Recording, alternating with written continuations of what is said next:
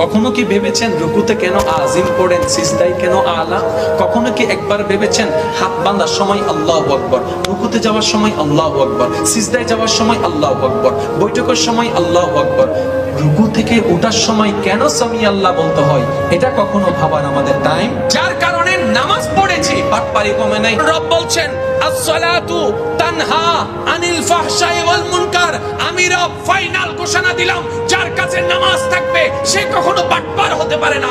বাস্তব চিত্রে দেখলাম নামাজি আছে, সুদুদি কমে নাই, নামাজি আছে, পাটপারি কমে নাই, নামাজি আছে, জায়গা দখলকারী কমে নাই। তাহলে আল্লাহর কথা তো মিথ্যা হয়ে গেল।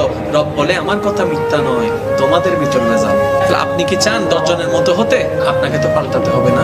সেজন্য আমি অনুরোধ রাখবো, জানা যতটুকু জেনেছেন আলহামদুলিল্লাহ, এবার জিনিসগুলোকে নিয়ে একটু গবেষণা করেন। রবের প্রেম যেদিন আপনার অন্তরে স্থান পেয়ে যাবে, আপনি সেই দিন থেকে পাক্কা মুসলমান হওয়া শুরু করবেন।